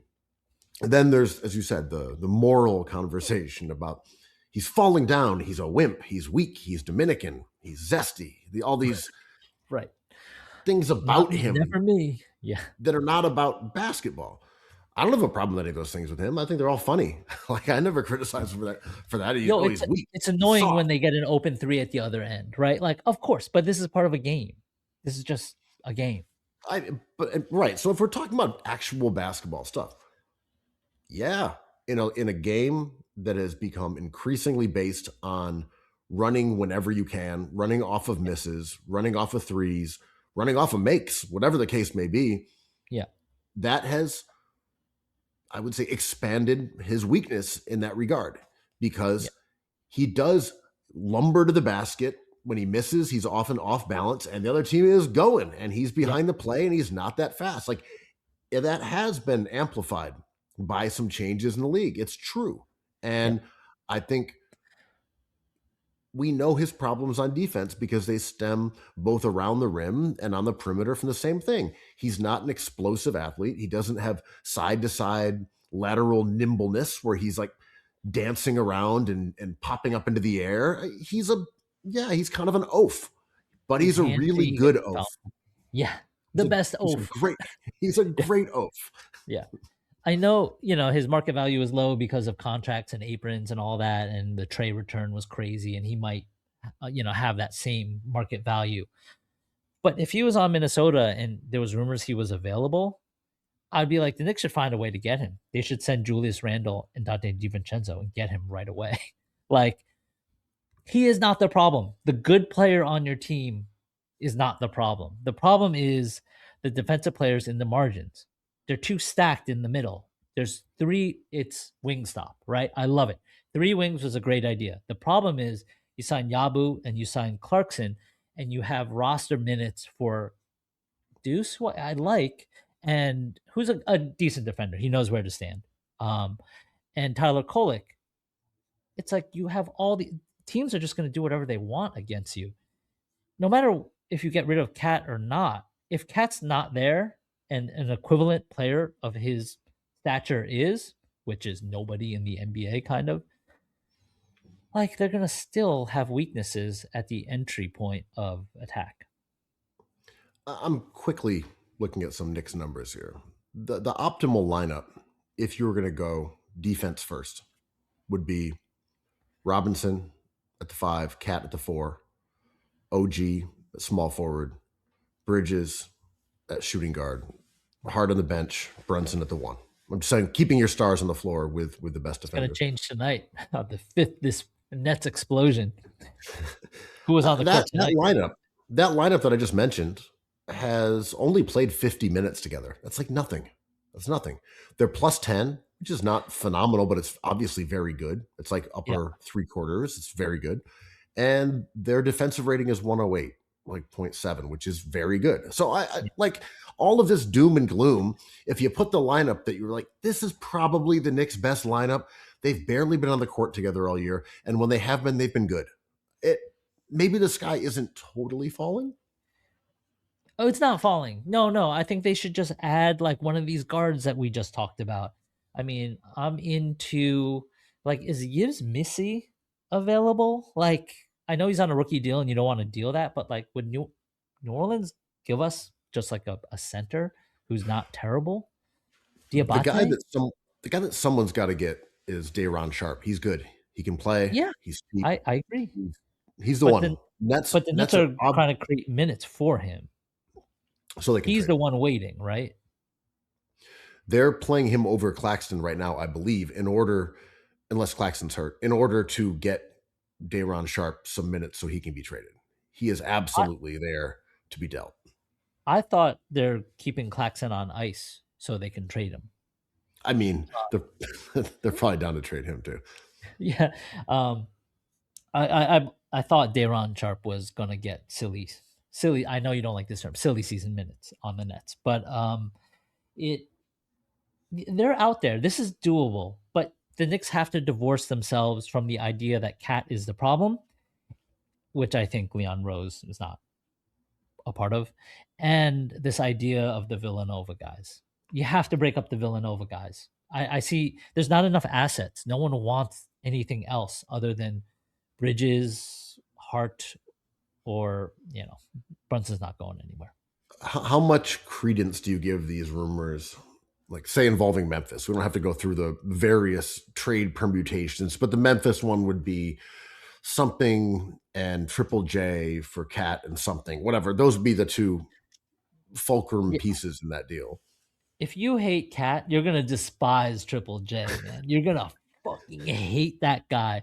Memphis fans can't stand him. I kind of like him. He's slumping in a weird way too, but he's kind of like an odd player. Sure, he won Defensive Player of the Year, and like his scouting report is tremendous. Like a real spacer, maybe a real rim protector, maybe. Like he's shown weird instincts where I see Memphis YouTube and they're like, look at him standing in the wrong place. Look at him like leaking out when he shouldn't be leaking out. Look at him not like setting the right pick. I'm like, like there's a reason why Memphis doesn't want him anymore. I'm a big fan of his game. I think he's a great defender, pretty good shooter. He's developed more like juice as a scorer, which you may or may not need if you have him on your team. Like it's cool you can do that, man. But if our team is in good shape, we probably don't need you scoring 23 a game, doing your baby hooks and driving to the basket. Like glad you added to your bag. Yeah. But right. Maybe that's not what's going to take us to the promised land. His contract is crazy. But I also view him as and he gets hurt a lot. But you swap him out for Cat. Does anyone think that makes the Knicks a better team? Okay, you could come up with a formidable shot blocking lineup with, with Mitch and with Jaren Jackson, but Jaren Jackson doesn't rebound. Cat is a phenomenal rebounder. He damn near led the league in rebounding last season, or at least was amongst the leaders. Yeah, and I think he's the Jaren Jackson thing just does not sound like a solution to me at all. And I like him. I'm not out on Jaren Jackson. I just don't think that sounds like a winning swap if I'm the New York Knicks. Well, he's a spacer. I'm like, you have Cat is the spacer. Cat's the spacer. He's the one. You have the Yeah. greatest shooting big man of all time. But counter this. What about if we swap him out for someone who's not the greatest shooting big man of all time? Right. And, the rim protection is suspect, but you just got to get a wiry center who blocks shots. They're out there. They're not hard to acquire, I suppose. And it's an interesting thing happening with the JJJs, the Bams, and the Mobleys, right? These guys were so coveted in the draft for great reasons. And I loved all three of them. And all three of them, the game has changed on them, and their skills aren't impacting box scores or winning as much as I thought they would. I feel like in the Joy of Basketball, which everyone should purchase along with the new T-shirt that came out last week, we talked a little bit about how in flux the power forward position was, and that was a couple of years ago when we scribed that classic, that absolute heater that dunked all over our ops. Stephen Miller can't get enough. But we talked about, read a book, The Joy of Basketball. But we talked about the power forward position being so strange, where you still have some of these kind of conventional power forwards who can't shoot, like Barlow on Philly, just a weird rebounder who runs around. Like, those guys exist, but you also have like Luka, who's really a power forward pretending to be a point guard. It's just all over the place with that position. And it does feel like the ones that are most close to that prototype of the traditional four, it doesn't quite work. If you can't be a five and you also can't be a perimeter player, you can figure out defense. You can figure out offense sometimes, but then you kind of just hit some skid where you look at Cleveland, like that should have worked. Yeah. They were great. Yeah. Their offense was cutthroat. They were destroying people. Then it just kind of fell apart. Why can't you defend at an elite level if you have the defensive player of the year and Jared Allen? Like, what's not working here? It's kind of mystifying, especially in a season where we saw the ballyhooed return of two bigs, which kind of already vanished. Yeah. And this is the thought I'm having regarding Cat that I can't quite make tangible. What we're seeing in these power forwards and maybe the game changing and their roles kind of evaporating, is that happening to Cat in New York? Like, is he at fault here, or is there a phenomena occurring league wide that is marginalizing all these great players? I mean, that's an interesting way of putting it. I don't know. I think you can see the success of guys like, Giannis and Chet and Scotty Barnes. There are still power forwards who are excellent and really valuable. I mean, arguably by on-off, Giannis might be the most valuable player in the league this year. When he's on the court, the Bucks are a good team. When he's off, they're the Westchester Bucks. Hey. But I'm saying the power forward position is strange, and it's hard to figure it out. And I know what you mean. We can sit here and make the moral argument and the basketball argument, but sometimes you don't see the sand shifting beneath your feet. That's right. Yeah, the four power forwards that we mentioned are wonderful players in every other situation, and people in Miami are just like, instead of thinking and talking and using words on Twitter about why Bam Adebayo is so uneven, they're just like, ship him out. He doesn't have that dog. And I'm like, hold on. Is it our definition of dog antiquated? Because it doesn't describe anything beyond not putting up stats and getting into foul trouble. That seems like a fixable thing. Dog is such an elusive thing. Like, I don't know. I think all four of these guys have dog, to be honest. Like, I've seen them win awards. They're great players. They don't all of a sudden stop caring. These are the guys that do care.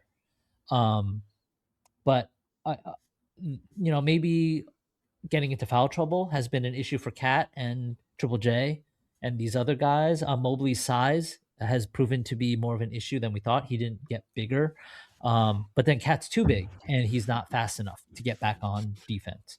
Well, without really talking too much about Bam, he is just an absolutely fascinating case, and some of the critiques we had about Giannis when he tried to expand his game and become a 3-point shooter, like, why is he doing this? He was better before that.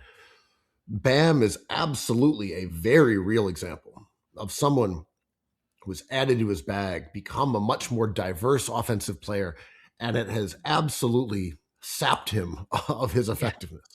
Yeah. He's shooting 4 threes a game now. Great. Right. He's a mid-range jumper guy. Amazing. How's his efficiency? Oh, it's absolutely it's crumbling. Yeah. It's falling apart. Like, he's now below average scorer in terms of efficiency. Bam Adebayo, not close to league average. 54% when league average is now about 58. He is a deeply below average scorer. Yeah. Bam Adebayo? Yeah. What have we done, Andrew? What have we wrought? I mean, we always talk about Giannis in these terms, like whenever he realizes in a game, in a season, or in a career that he is unstoppable at a few things and very stoppable at other things, like that's going to be the difference between 4 MVPs or not, and Wemby's going through this. Kevin Durant just gave an interview after Reed Shepherd's Rockets edged out the Spurs last night. That was a very fun game. I really crazy. And Durant in the post game was like, listen, like if he wants to shoot shots, he's still trying to figure out his jump shot. Like, we're gonna let him do that. And I'm like, that's exactly what Mike Brown did in the Emirates Cup final. It was like, you destroyed us in the first half, so we're just gonna hopefully, like, a good defense is making the offense think they're good at something. It's like, we want to, show us your range. You're unstoppable. Keep on showing us how unstoppable you are. Are you we're gonna give you this shot. Please don't hurt us. And the Knicks edge them, and the Rockets edge. I mean, Wemby is without a weakness, so these are very close margins. But to your larger point about Bam and maybe Giannis, knowing what you do well is a life skill. Well, I mean, Giannis's absolute supremacy this year, buried in Milwaukee in the snowdrifts of Wisconsin. Dude, he's playing like 28 minutes a game or something and averaging 28.5 points with a 68% true shooting. He's shooting 40% from 3, even though it's on 1 a game. He is just astounding this season. Absolutely unstoppable. And all we can talk about is Giannis's cycle of today. Oh my God. Last week he was like, I want to stay here. You guys stop talking. I'm a loyal dude. And then today he was like, yo, we got to reevaluate what's going on here because I'm going to have to make some serious decisions. That's like the 4th time. I know, it's amazing. Pondered his options and then settled on Milwaukee for the long haul. This has happened, I swear, man, it's 3 times this year alone. And there's no gap. The gaps are getting shorter, right? Like, it's just one. Last week, he was like, I'm here to stay. I am a loyal dude. That's me. Giannis and loyalty. Dude, the Bible. Beginning over the summer, it was like this whole thing. Okay, I'm staying. Then early in the season, it came back again. And then you're right. It was last week. He's like, I'm never leaving. Yeah. I did hear some booing. That seems like a reason I could pretend is why I want to leave now. And we're the suckers, right? Like, we eat this up, we follow it. He's just like emoting. He's just going through the cycle. There's some days where I'm like, yo, I am the smartest podcaster of all time. Quickly turns into like, I know nothing. This is impossible. How can I reach perfection? I do every time. It's a gift. It just happens, But the doubting is real. Andrew, I'm out. Of plans to leave. Yeah. I suck at doing imperfect pods. I don't want to be here. Not potting. I got to reevaluate how well we do these segments. So let's talk a little bit about some of the All-Star announcements. One one thing that jumped out at me. I was just looking. Uh, Congrats to all the NBA All Stars, great players. Jaylen Brown, an All Star. There was a little anomaly though, and the way that they break down between the players vote and the who else votes? The fans. The fans, of course, they're very important. They vote, and then the media. Who do you think the media put number one? you have to have a Celtic starter in there. It's just like it doesn't matter if Donovan Mitchell is better than a Celtic starter. It just has to be. And since I have the biggest media network in Boston and all the world, obviously it doesn't take a rocket scientist to figure out that everyone voted for Jaylen Brown. I don't want to draw an exact parallel to the political landscape that we're dealing with as a country. They're saying the quiet part out loud up there in Boston, Andrew. There's not even any pretense. It's just in-your-face scammery. Well, there was that rumor, that great rumor, that Bill Simmons somehow orchestrated the Rich Paul Kellerman podcast to cause fractures in the stability of the much hated Lakers. And Simmons' reaction was like, "Fuck yeah, that's a great idea. I'm not against that at all. That's cool." Like, they're just admitting it. They're admitting it now. I mean, where is Donovan Mitchell's dog? He makes a sweatshirt when he doesn't get Rookie of the Year. He calls out other players all the time. And now he's all quiet. He's like, he should be the all-star starter. The stats are with him. He's the better player, clearly. No disrespect to Jaylen Brown, who's having a great season. But Donovan Mitchell should be the starter, right? Well, Jaylen Brown, amongst his peers, ranked third in voting behind Cade and Giannis. So this was third. They liked him. Mm-hmm. The fans don't really like Boston. And maybe they don't really like Jaylen Brown. They voted him fifth behind Giannis, Maxey, Brundog, Cade. Yeah, those four. So he was fifth. The media said, numero uno.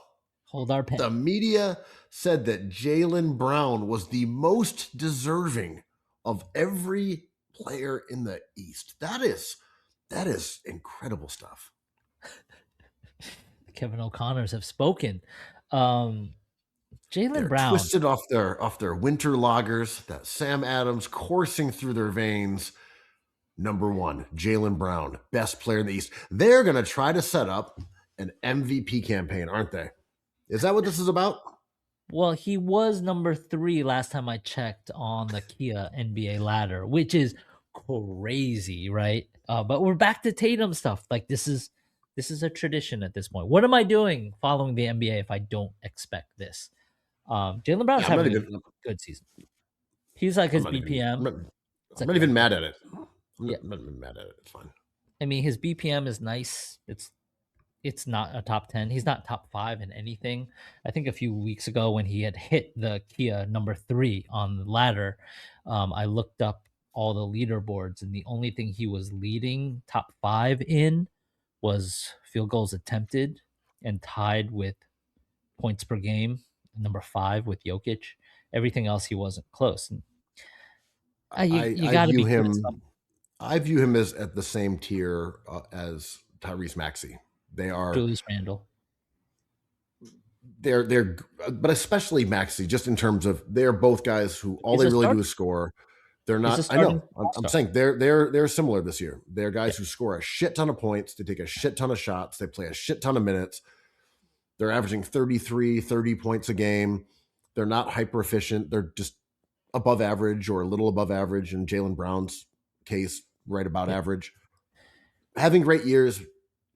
But, like in some ways, respect to the volume guys, man. That was how we spent the early 2000s. We loved volume chuckers, and they're sort of back.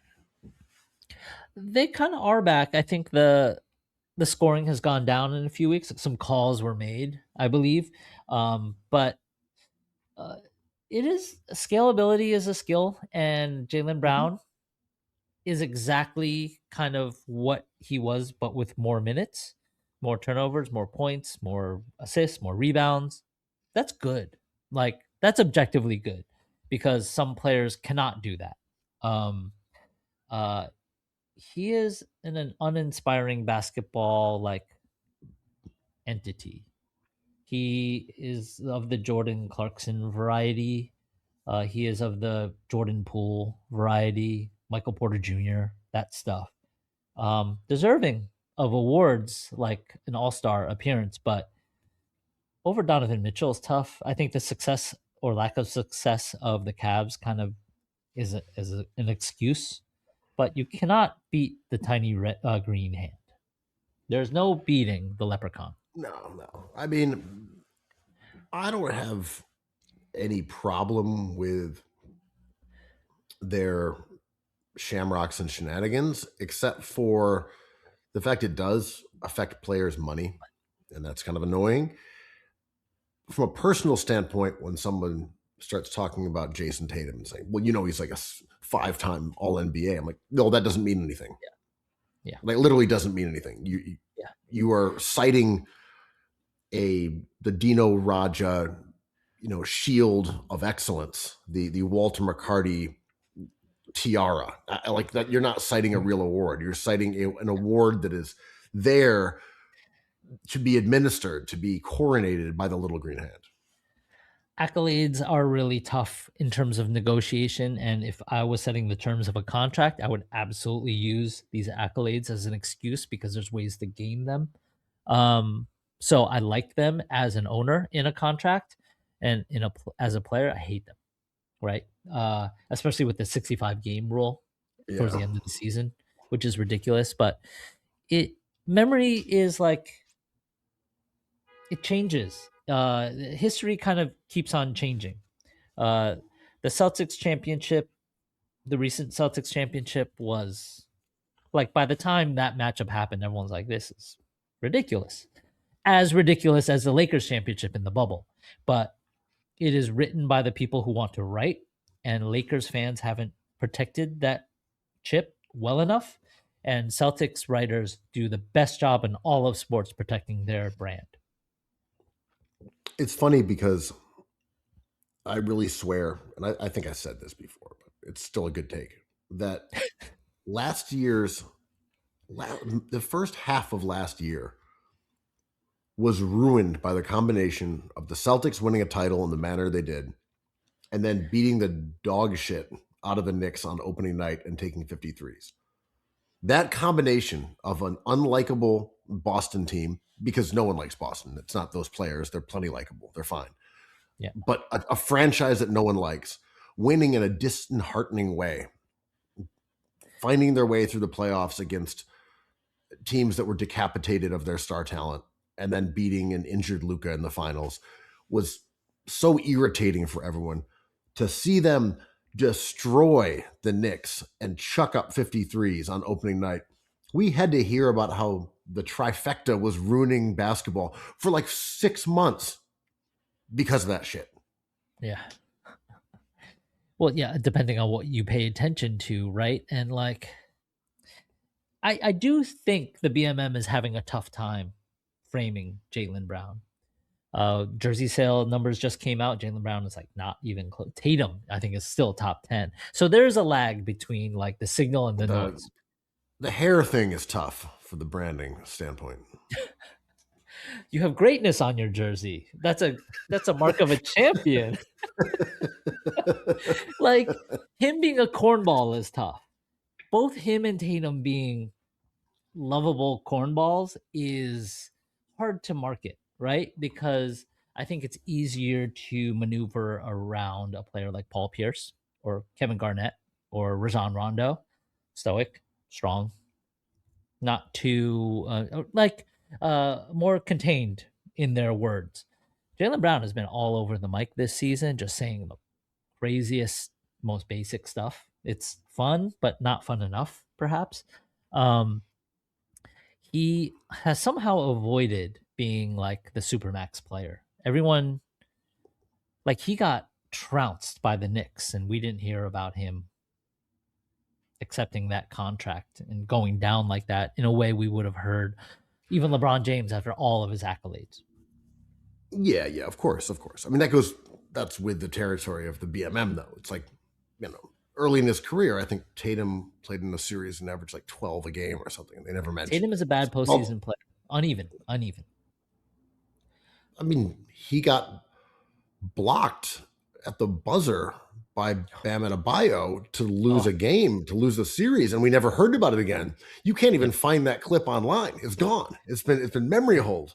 It doesn't exist. The NBA has made that disappear forever, and now Bam Adebayo is being drummed out of the league to get rid of the evidence.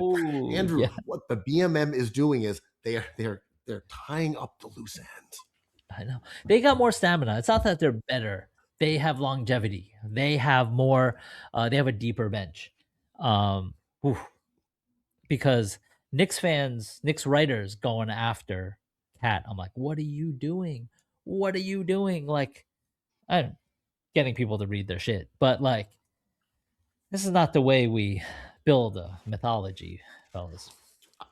I mean, without getting into the various examples of this from Sixers lore, one of my personal issues is the targeting the team's best player for abuse and blaming them for the team's lack of success. And I do understand the econometric realities of the NBA, where you have a certain amount of salary that is delegated to players, and when one guy takes up a huge amount of it, there is the responsibility for them to carry a third of the responsibility for that team. Whatever, I'm just sort of talking about how that cap works.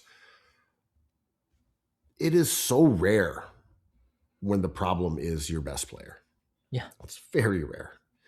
Maybe if you look at how someone like John Morant has struggled this year, like that, he's had a really bad year, and he deserves, if you want to say criticism or it's injuries, it deserves discussion. How can we make him a great player again? He isn't the player that we thought he was going to be, and that's a bummer, because this guy was electrifying and great and MVP candidate. I think he finished like 6th in MVP voting one of those seasons. All NBA annually, and it's not working. What's up with that? This isn't the case with Cat. He's just he's the same player he's always been, and he's just not shooting as well. What are we doing?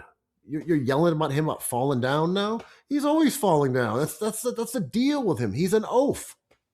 But sort of like gather step truthers or basic travel truthers, they're looking for it, and whoever's in their field of vision is guilty. I mean, I remember that with Nerlens Noel. People got fixated on him having bad hands. So like once a game, he might not even turn the ball over. He would catch the ball and it would kind of like bob a little bit. Like, there it is. Nerlens Noel, hands of stone. Yeah. He can't even catch. And after a while, it just becomes the story of, as you said, like the visual language of how people are watching Nerlens Noel is anticipating, him catching the ball and fumbling it slightly. Well, Jaylen Brown's left, right? For years, everyone's like, he's got no left. He can't dribble. Turnover. He was like, that's crazy. No, I'm good. And finally, he's having his best season. He's just like, okay, I had nerve damage in my left hand. It was all fucked up. Like, you tried dribbling with your left when you had that injury. Like, right. I was kind of laughing because they were playing against the Pistons the other night. And Tobias Harris came out and let him immediately drive to his right hand straight line to the basket. And I was like, I know what you're saying. I know this whole story about the nerve damage, whether that's true or not. I was just like, come on, Tobias. You can't give him the right hand. No, do you not even follow internet basketball stuff? Make him go left. Speaking of scapegoats, I saw some clip online celebrating the Corey Brewer, James Harden dust up. And in the clip, how that kind of like manifested. In the clip, there was like a loose ball touch pass by Ben Simmons. And the announcers were like, what a pass by Ben Simmons. I'm like, I miss this player. There's no other player doing that. Like, he was just a maestro. It's like, oh my God. He just taps the ball right to in front of the rim for Brewer to dunk. It was like, I talk about what the Knicks need. The Knicks need Ben Simmons, right? If he wants to play for free, if he's 60%, sign this man for the minimum. It's Like like, oh, what team has had a Ben Simmons sized hole in the roster since he left? Right. Hey, their most successful run, Ben Simmons. It's been curtains since. Dude, the fact that he destroyed his spine after how it shook out, it still is so annoying because he was so fun to watch. That's my Ben Simmons thing. It's not about arguing whether he's good or bad with people who don't understand basketball. Cool. We can have those arguments. That's fine. You believe what you want. I just liked watching him play. I went to Barclays for maybe the best game of his career, or at least one of them.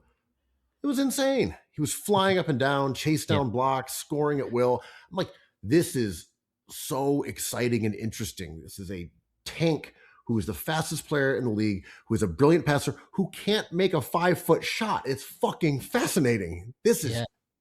I would draft him number one over again. This is especially in 2025. Yeah, of course. This is so intriguing and so weird. And how do you figure this out? Hey man, you like an undersized shooting guard? Yeah, they're cool, man. I like it. That's your thing, dog. It's like, oh, you like Bryce Sensabaugh, who can just drop 25 and on command. Like, okay, Jordan. Hey man, Jeremiah Fears, he seems cool. Like, yeah, sure. Ray Johnson, yeah, you guys do your thing. We got to talk about the Lakers before we break out. Yes. What's going on with them? Aside from the Simmons, Kellerman, Rich Paul conspiracy, Jeanie Buss has a lot of damage control management happening. So is Jeanie Buss out at the Lakers, or does she still have some sort of control of the organization following that like multi-billion-dollar sale? 10 billion. Yeah, where every kid got like $1 billion. I believe she still has an operating role in the team, and her brother perhaps does not. And I know I've interviewed one of the brothers, the guy who was working in the scouting department, and I know he's out. He got like $1 billion, and then they booted him. That sucks, though. $1 billion is a ton of money. That's a lot of money. That's a lot of pizza. But to if you told me I would give you $1 billion, but you can't pod anymore, I'd be like, no, thank you. Keep your $1 billion. And we've been offered that many times. I'm saying I don't want to let the cat out of the bag, but all right. In order to shut you guys up, you know who's offered us that money. But what's going on with the Lakers, man? Like DeAndre Ayton is exactly who we thought he was. Reeves is hurt, about to come back. And now there has been chatter that maybe Luka's the problem. Maybe LeBron James is too big for his britches. Drafting Bronny kind of rubbed people the wrong way. Is this just the tiny green hand doing its work? Yeah, probably. I think those are idle little green hand fingers, because I don't believe they would have cared about this if the Celtics were like a legit contender. But they're a fun story. They're pretty good, as we said they were going to be. 50 wins or bust. Very obviously, they were going to be a good team. Like, all you had to do is run the cleaning the glass numbers. You take Tatum off the court, and you put their current core on there, and you're like, okay, this team is good. They're going to win games. That is a positive team. But I think these are the devil's fingers. Yeah, the devil's green fingers. Because the Lakers are pretty irrelevant right now, and maybe that's why they're getting picked on. I don't think anyone's trying to break them apart. I think this is just ancient rivalry stuff. Yeah, and this is like the way we generate takes and thoughts and stories and words. It's like LeBron James doesn't make his first all-star starting team in a gazillion years. And like, what's going on? What's really going on there? It's like, well, he's older than dust and not as popular anymore, and his core fans have aged out. But is there something beneath the surface? Like, is Austin Reeves unhappy? I don't know, maybe like that dude is awesome, but also gets hurt all the time.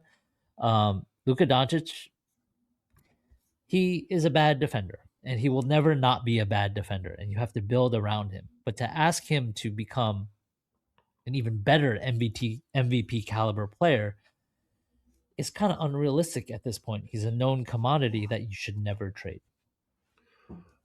Yeah, Lakers are a strange team. I mean, I think they're maybe 10 games over 500. They were very good early on. They had a great record. Current net rating is slightly negative, which is very, very rare to see in a team that has a good record. Reeves have missed like 3 weeks, right? Maybe more. He's been out for a while. Yeah, since I think December, but he's a really important part of that team. He was a top 10 player by the time he went down. I'm going to be honest, man. There's something about this Lakers team, despite me liking Luka, me liking LeBron, me believing that Reeves is an extremely good player and like could potentially be, a franchise player for some He's team. Scalable. Yeah. Scalable. I don't have any problems with Ayton, I guess. The Lakers aren't exciting to me. It's not Showtime. It doesn't make, it's weird. Until LeBron James retires and moves on, like they cannot carve a new identity. And I think his brand has reached an exhaustion point.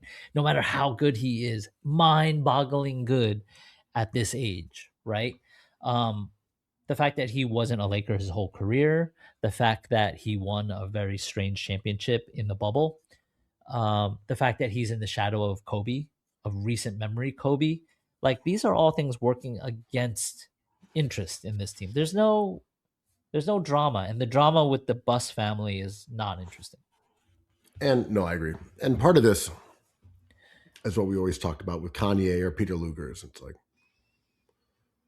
well, when LeBron's not LeBron, all those issues that people always sort of talked about in the background, Rich Paul and Clutch and Bronny, all those things are easy to put up with when you get LeBron James. But when you're getting 42-year-old LeBron James, well, all right, now this balance isn't quite as lopsided in the pro LeBron category. Dude, the elder abuse in America is crazy. We saw Chris Paul go out like that. Crazy. We're seeing LeBron James going out like this. Like, where's the respect for our elder statesmen? Basketball is a young man's game. It sure is. And so is potting. I mean, potting, you got to stay, LeBron, you could never pod like this. I don't care what ringers you bring out. Steve Nash. Who else was I'm getting too old for this. Last point before we bounce here. I just thought it was funny when Austin Rivers was criticizing the Rich Paul podcast. Like, you're an agent, man. You're an agent. You're not a player. I was like, hold on. Who said players were allowed to have podcasts? When did we all arrive at the conclusion that NBA players were supposed to have pods? I don't go out there and demand a starting role on the Brooklyn Nets. I'm a podcaster, Andrew. I stick to my lane. I'm a member of the media. I'm not out there demanding 20 shots a game and chewing up 30% of the salary cap on a max contract. I would never do that. I have some respect. When I'm sweating over a pot of chili to feed myself for 30 days straight, I can no longer taste the nuances of those spices. I have to step away in order to appreciate the greatness. Or maybe not. It's always easy to appreciate the greatness in. Perfect. ... Cookies. I love cookies. I love cookies. I love cookies. I love cookies.